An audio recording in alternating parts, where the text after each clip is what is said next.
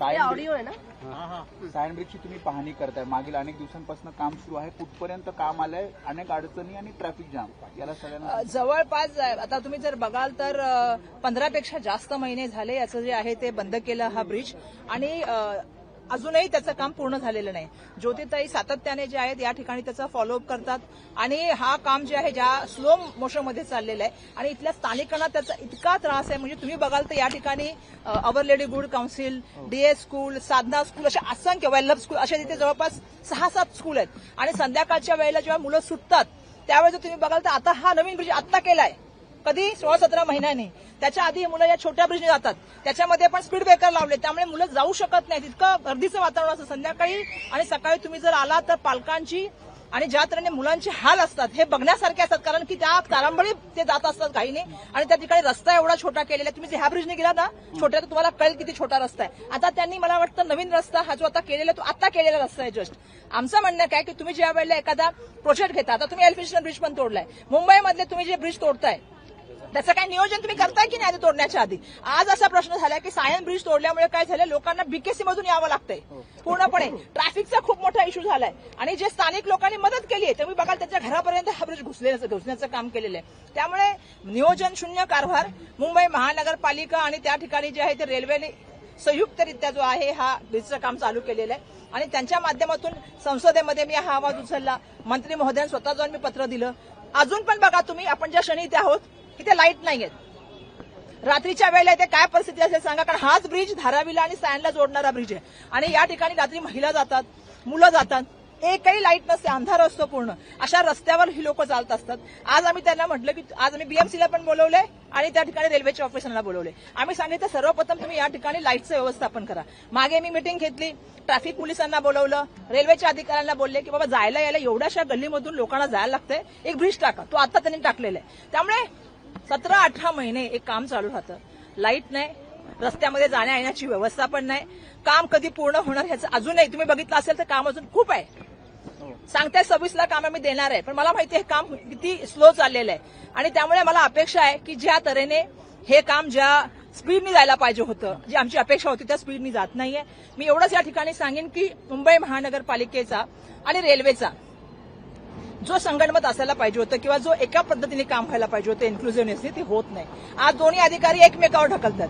एक अधिकारी बोलतोय आम्ही बीएमसीचा अधिकारी बोलतोय तुम्ही फोकस लावा, जेव्हा होईल तेव्हा बघू.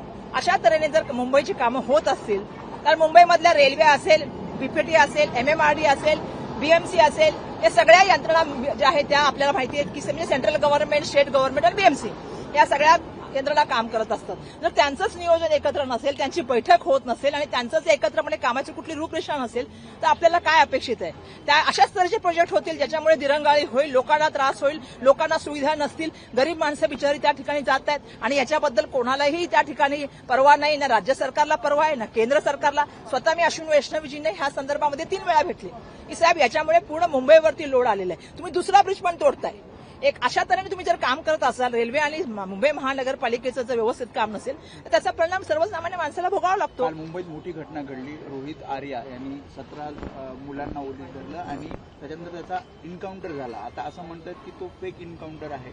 खरं तर पैसे त्याचे म्हणजे राज्य सरकारकडे त्याचे पैसे येणं बाकी होते, त्याच्यात तो डिप्रेशनमध्ये गेला आणि त्याने हे कृत्य केलं. मी काल काही व्हिडिओ बघितले, मी काल मुंबईमध्ये नव्हते तुम्हाला माहिती आहे, पण मी रात्री आल्यानंतर जेव्हा मी तिथे बघितलं मला एक गोष्ट या ठिकाणी सांगायला पाहिजे की खरं तर मुख्यमंत्र्यांनी एक योजना सुरू केली होती, माझी शाळा सुंदर शाळा, आणि त्या अभियानाच्या अंतर्गत जे आहे एक नवीन जे आहे ते स्वच्छता मॉनिटरिंग करणारी एक स्कीम त्या ठिकाणी अनाऊन्स केली होती आणि त्याच्यामध्ये मला वाटतं रोहित आर्या हा त्याच्यामध्ये काम करत होता, त्याने काम केलं होतं आणि त्याचं म्हणणं असं होतं की मी हे काम केलं आहे, माझे काही पैसे बाकी आहेत जे 2 कोटी रुपये ते मला मिळाले पाहिजे, जे व्हिडिओच्या माध्यमातून त्याने टाकलं आणि मला ते पैसे लवकर द्या असं त्यांनी आवाहन केलं आणि एक पोलीस मुलांना ठेवण्याचं त्या ठिकाणी त्यांनी काम केलं.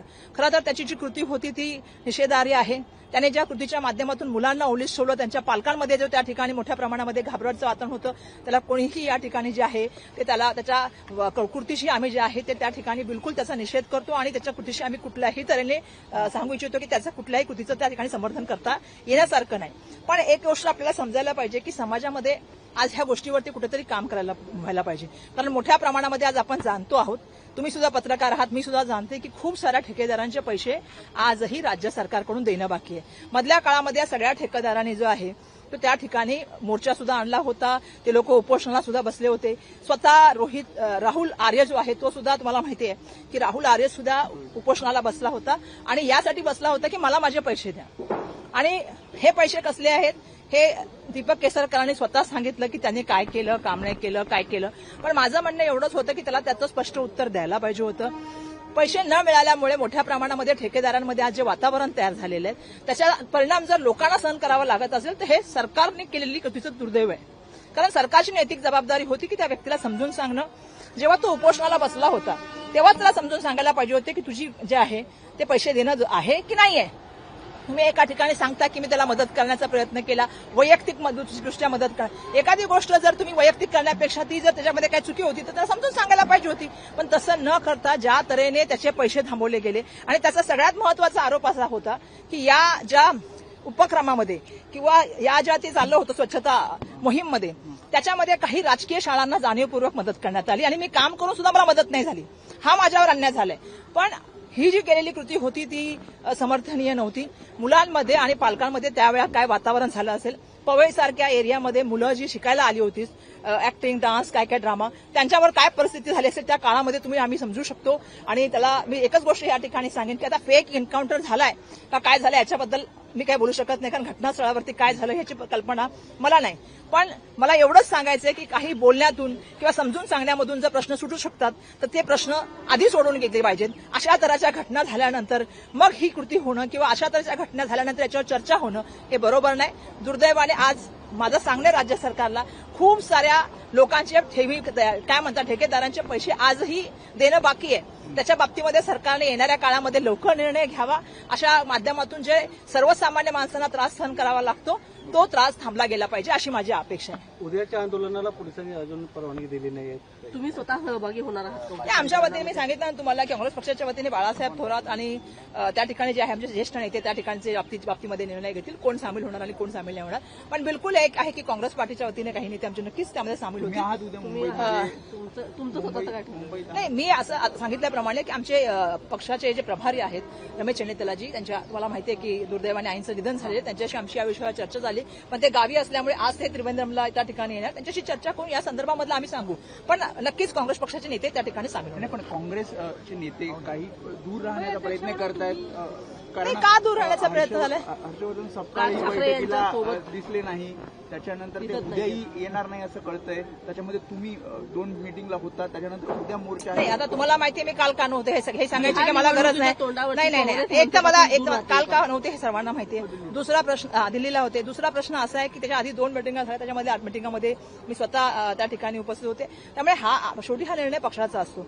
आता मी जसं सुरुवातीला तुम्हाला सांगितलं की आमचे प्रभारी जे आहेत चन्नेतला साहेब, त्यांच्या आईचं दुर्दैवाने निधन झाल्यामुळे त्यांच्या ते गावी आहेत. ते उद्या त्रिवेंद्रमला येणार आहे. त्यांच्याशी आम्ही चर्चा करून या संदर्भामधलं बोलू. उद्याच मोर्चा आहे. नाही म्हणजे आज बोलू त्यांच्याशी. आणि आज मला वाटतं बंटी पाटील वगैरे गेलेले आहेत, त्यांच्याशी बोलून ते करतील. काँग्रेसचे अध्यक्ष आहात. अध्यक्ष म्हणून तुम्ही हे मी पक्षाचे अध्यक्ष आहे, परंतु मी पक्षाची पायिक कार्यकर्ता पण आहे. आमच्याकडे पक्षामध्ये जे निर्णय घेतले जातात ते आमच्या प्रभाऱ्यांना विचारून घेतले जातात. त्यामुळे प्रभाऱ्यांशी चर्चा करून हे मागील काळामध्ये सुद्धा सगळ्या पक्षाच्या नेत्यांना माहिती आहे की आमच्याकडे जे पण निर्णय घेतले जातात ते प्रभारीशी चर्चा करून घेतले जातात. त्यामुळे त्यांच्याशी चर्चा करू आणि त्याच्यानंतर आम्ही तुमच्याशी या विषयावर बोलू. प्रदेश अध्यक्ष हर्षवर्धन सपकाळ ज्या ठिकाणी येऊन राहतात त्या आश्रमाची पोलिसांकडून सातत्याने जे ते सर्व्हिलन्स केले जाते, जवळपास 3 वेळा असं झालेलं आहे. त्यांच्या बेडरूम पर्यंत जाऊन पोलिसांनी तपासणी केलेली आहे. काय वाटतं प्रथम? खरं तर आता मला असं कायदा सुव्यवस्थेचं इतकं बोलायचंय महाराष्ट्राच्या की इतका गहन प्रश्न कायदा सुव्यवस्थेच्या बाबतीत महाराष्ट्रात झालाय. तुम्ही हर्षवर्धन सपकाळांचा त्या ठिकाणी काय म्हणतात ज्या आश्रमात राहते ते चेक करण्यापेक्षा काल पवईची घटना ही तुम्हाला माहिती आहे ज्वलंत घटना आहे. 2 दिवसापूर्वी काळा चौकीमधली घटना झाली ती पण ज्वलंत आहे. आज आम्ही काल जी पत्रकार परिषद घेतली डॉक्टर संपदा मुंडेंच्या संदर्भामध्ये, आता मुख्यमंत्र्यांचं काल मी स्टेटमेंट ऐकलं की या सर्व प्रकरणाशी जे आहे ते त्या ठिकाणी चौकशी केली जाईल. पण मला हाच मुळात प्रश्न काल पण विचारला की भाऊबीजेच्या दिवशी तर ही घटना झाली आणि ज्या स्वतः देवाभाऊ स्वतःला भाऊ म्हणतात आणि भावाने असं म्हणजे बहिणीची साथ द्यायचं सोडून तुम्ही त्या ठिकाणी जे आहे ते सत्ताधाऱ्यांची साथ दिली. तुम्ही त्या ठिकाणी जाऊन सरळ सरळ क्लीन चिट दिली. एकाही गोष्टीचा तुम्ही आरोपाचं ज्या त्या ठिकाणी आहे चौकशी न करता एक महिला 3 महिने सातत्याने पत्र लिहिते, 6 महिने पत्र लिहिते आणि ती 3 महिन्यानंतर तुम्हाला माहितीचं अधिकाराचं उत्तर द्यायला पाहिजे होतं, पण ते उत्तर न देता सातत्याने त्या महिलेने त्या ठिकाणी आवाज उचलण्याचं काम केलं. तिच्या मृत्यूनंतर तुम्ही चौकशी पण नाही केली. तुम्ही सरळ स्टेजवर गेला. वरळ तुम्ही काय केलं? तुम्ही जाऊन तिथे सांगितलं की तुम्ही घाबरू नका, मी तुमच्या पाठीशी आहे. ही काय परंपरा नाही महाराष्ट्रामध्ये सुरू झाली? मला सांगा, महाराष्ट्रामध्ये घटना, सूर्यवंशीची घटना परभणीची, बरोबर आहे, देशमुखांची, संतोष देशमुखांची घटना बीडची, आता ही जी आता बीडची मुंडेची घटना झालेली आहे ती बीडची. मला सांगा, पॉशची घटना असेल पुण्याची किंवा मुंबईच्या वरळीची केस असेल किंवा बदनापूरच्या त्या मुलींच्या अत्याचाराची असेल, एकही आरोपी जो आहे तो पोलिसांनी पकडलाय का? सगळे आरोपी फरार. आणि 2-4 दिवसांनी इव्हन ह्या केसमधला पण जो पोलीसवाला होता PSI किती दिवसांनी आला? जर पोलिसांना पोलीस पकडू शकत नाही, जेव्हा किती तुम्ही जर त्या सुसाईड नोटबद्दल पण लोकांचे खूप आज शंका आहेत, त्याचे पण जे आहे ते हस्ताक्षर मिळत नाहीत, शब्द लिहिण्याची पद्धत मिळत नाहीये. पण जरी असलं तरी एखाद्या सुसाईड नोटच्या नंतर तुम्हाला पोलीस अधिकाऱ्यामधल्या PSI भेटू शकत नाही, त्याला पण 2 दिवसांनी आणावं लागतं. तर कायदा सुव्यवस्था महाराष्ट्रामध्ये कुठे चाललीये? महाराष्ट्र कुठे घेऊन ठेवला? देवेंद्र फडणवीस साहेब, तुम्ही गृहमंत्री आहात, तुम्हाला उत्तर द्यावं लागेल. हे सर्व्हेलन्स करणं, हे मोबाईलचं टॅपिंग करणं, हे तर आम्हाला माहितीये. रश्मी शुक्ला मॅडम आता आमच्याकडे महिला आहेत, हे तर पहिल्यापासून लोकांमध्ये चर्चा आहे की हे तर करण्याचं काम सरकार सातत्याने करते. तुम्हाला माहिती आहे, नाना पटोले तर विधानसभेमध्ये दाखवलं होतं की माझं नाव काय दिलेलं आहे म्हणून. मग मला सांगा एक गोष्ट, की तुम्ही सगळे विरोधकांचे फोन चेक करणार, त्यांचे आश्रम चेक करणार, त्यांची घरं चेक करणार, ईडीच्या इन्क्वायऱ्या करणार, काय म्हणतात त्याला, कुठल्या कुठल्या यंत्रणा आहेत, IT CBI त्याच्या यंत्रणा करणार.